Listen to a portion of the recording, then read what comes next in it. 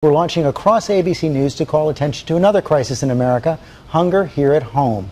Millions of people across this country simply don't have enough to eat. Nearly everywhere, take a look. The areas in brightest red on this map are where the hunger crisis is most severe. And the organization Feeding America has given us an exclusive first look at stunning new findings. 1 in 6 Americans and 1 out of every 4 children start each day not knowing if they will have the food they need. ABC's David Muir met the families behind those figures. The McKimmons girls in Arkansas and their nightly prayer before dinner, grateful for the meal. And 10-year-old Jazir in Philadelphia with his tiny camera and a nearly empty refrigerator. As you can see, that we're missing food. In every corner of the country, a portrait of hidden hunger now emerging. The recession has pushed 2.4 million more children into poverty. 17 million children are now food insecure, meaning their parents often don't know where the next meal is coming from. Simply put, 1 in 4 American children don't have enough food. In Arkansas, Dawn and Michael McKimmons have moved into a trailer to save money. She works at a hotel. He delivers pizzas, whatever it takes. Still not enough to feed the family. I hear my kids ask me, "Mommy, what's for dinner?" And I sit there at times and I sit there and just kind of pace around back and forth thinking to myself, oh my gosh, what is for dinner? $5.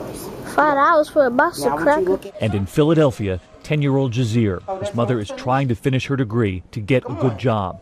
He knows when it's the end of the month, when the food stamps have run out. When's the toughest time for you? When I eat and my mom doesn't eat. She sacrifices. Before the recession, 26 million Americans were on food stamps. Now more than 46 million, feeding 1 in 7 Americans. You know there are others out there. All over the country. And when you grow up? I would like to be a senator. So this is where you walk to get food sometimes? Yes. He tells us the Rite Aid.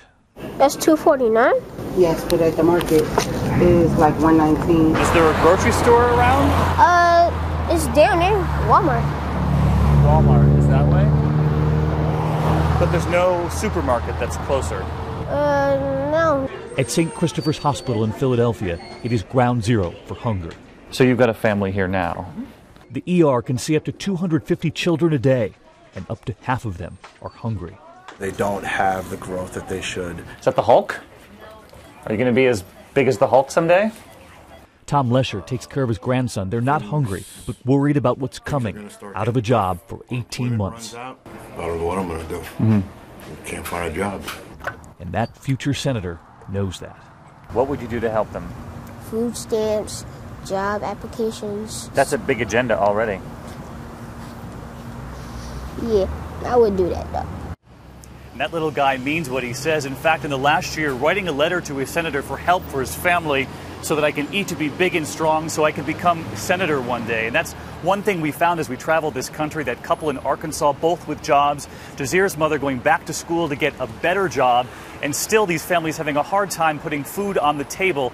George, that number is worth repeating. 1 in 4 American children now from families that simply don't know sometimes where that next meal is coming from. That is just way too high. Okay, David, thanks very much. We're going to have a lot more on those people taking action across America, neighbors helping neighbors tomorrow night. ABC's Steve Osunsami has more on some real American heroes ending hunger here at home. We also want you to know how you can help. You can text FEED to 50555 and reply yes to help get food to the children and families in your community and across the country. And we have more ideas at our website, abcnews.com/help.